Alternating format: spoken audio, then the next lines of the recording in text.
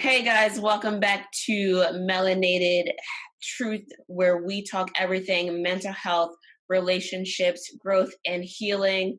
My name is Lavonda Handy, licensed marriage and family therapist. And here we have with us Nicola Pierre-Smith, a licensed professional counselor over at Melanated Women's Health. Cool. And I'm over at Truth Center for Health and Healing. I forgot that little piece there. So Nicola, this is a big deal. This is a real big deal. Valentine's Day Come just at me. passed, okay? Mhm. And like some people, they got their forever Valentine, hashtag forever Valentine, right? I did not know that was a hashtag. Hashtag forever, my everyday Valentine Hashtag relationship goals. relationship goals, right?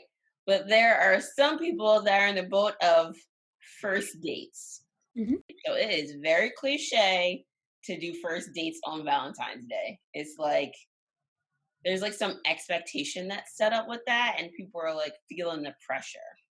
And let's also add if this is a couple's first Valentine's, it means that they started the relationship in quarantine. Quarantine. In quarantine, so that could be a rough too. Right. And here's something that I've been noticing. Couples who have started their relationship during quarantine have moved a lot faster than they typically would have if we were in like normal functioning everyday life. I agree with you, but why do you think that is? I don't know. So that's why I'm posing the question, Okay. is it love or is it lust? And this Yeah. one just popped up in my head. Is it just like convenient? Well, maybe it is for some, but for others, I mean, for a lot of clients, what I have noticed is that because I don't even want to say atypical, but it's the best word I have right now, that atypical dating due to quarantine is that the distractions of everyday life, in that going out, doing things, no, it's like a really intentional emotional focus that's there. So spending a lot of time getting to know the person through conversations and time together rather than being out doing activities. All right, so the real conversations are happening. Like you're going I think so. I definitely think so. 0 to 100. Like where you from, BTW. What's like your whole family history on by day 10? You know all this because this is the only person that like technically you're supposed to be spending time with because we're in the middle of a pandemic. Right. So, Lavonda, I just want to say I don't know what's going on with you today, but all the hashtags and BTW, that is bringing me to, the other thing of I mean, it happened organically just now where you're using that language and it's really like social media virtual corresponding language that's happening, so that compounds and adds another layer of are you looking on hashtag relationship goals that you're seeing online, or are you looking specifically at what are the unique life circumstances for you? I mean, you and I are quarantining in our independent homes, but for a lot of people, they're in multi generational homes. So even that impacts dating if you're now having to be in a situation with your parents or grandparents, siblings, you know, That means everybody's in your business. So, your mama, and everyone's in your business. Yeah, so and even let's talk about that. Like, how can people overcome that part so resentment or strain isn't built while they're trying to figure out is it love or lust? I would think it takes like more of that internal reflection, right? Like Hmm. being present to what's happening for you. Like, where are you in this moment, right? Are you really present to how much the pandemic is impacting like yourself and your social aspects, right? And are you really ready for a romantic relationship? Okay. So maybe a question that people would need to answer then is, do they actually like the person, or do they like the idea of having a person right now? Because those two things may not add up. And like either one is okay, right? Because we are in the middle of a pandemic. Like if you are at the point where you just want companionship, that's okay. We need the social parts of our lives to still be active, because as we're coming up on this 1 year kind of anniversary date of being in quarantine, the lack of socialization and stimulation is having a hard impact on a lot of people. Yeah, and another segue question could be what's the type of relationship that they're ready to have? What was the purpose of them starting dating? Is it dating to just have a person to casually date and have someone to connect with? Or are they dating with the intent to have an exclusive relationship, potentially leading to a really long term situation like dating for marriage? Like, there are people out there who are dating specifically for marriage, and it's important for them to like recognize that to then help with this dating process and figuring out, do I like this person or do I just like the idea of having this person around? And what's really important is these are also questions that we should be asking ourselves when we're not in a pandemic. Mhm.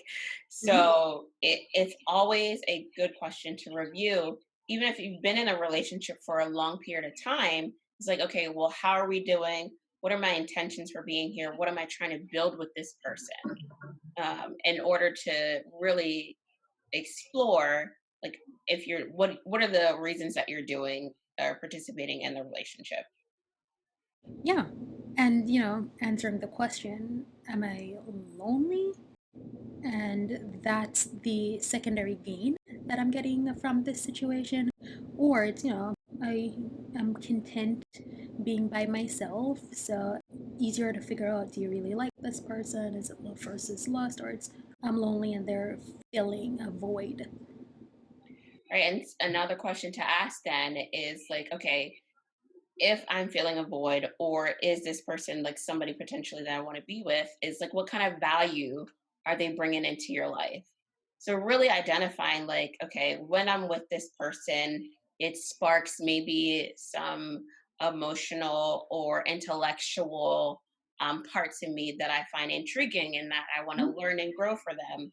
Um, or do I just have fun with them and that's just where we are and there's nothing more necessarily, but really identifying where that person kind of gives to you, and then also being present to where are you giving to them, because relationships are a two-way street and it's both of you should be participating in the relationship. Yeah, and even like asking yourself, how do you feel after engaging with this person? Life is hard enough living in quarantine. Like, does this person make you feel good, seen, heard, make you feel valued?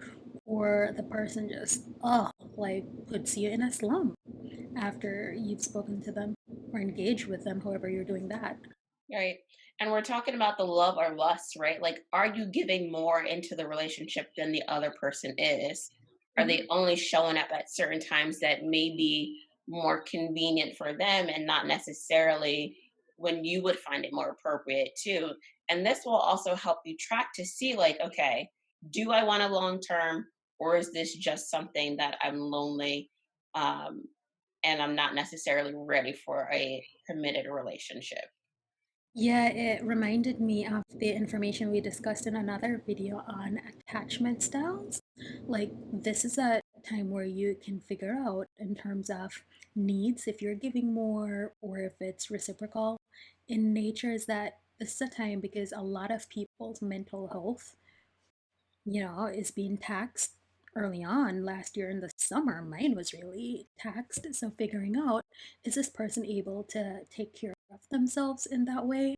Or are they depending on a partner, which may be leading into some unhealthy codependent dynamics? And if that's there, that's leaning towards it's not necessarily love. There's something else happening and potentially even trauma bonds being formed through that.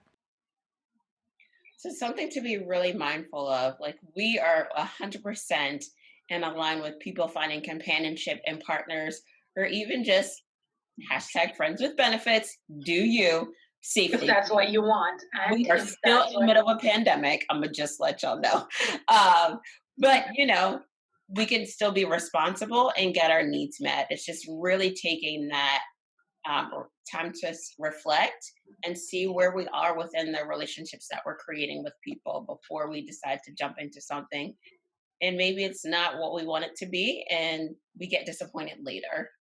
Yeah, and if you're in those situationships, or if you're forming those friends with the benefits, being honest with yourself and with the other person, that's how the other person also gets to make an informed decision. Maybe they don't want to be involved in that. It gives them time to like walk away from that rather than spending more time trying to figure it out. So I don't know about you, Lavanda. It sounds like we gave people more questions to answer as they try to figure out, is this love or lust?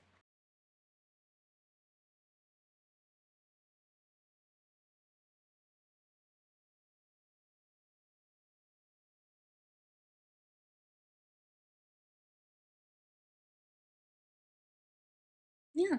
I we mentioned trauma bonding and codependency in the beginning. Have you watched Malcolm and Marie? I have not watched Malcolm and Marie, but I have read the reviews. Okay, that could be something that we spend some time talking about just to further strengthen that connection for people. I'm totally down for that. So we Yeah, can so help people identify love, lust, or maybe something else.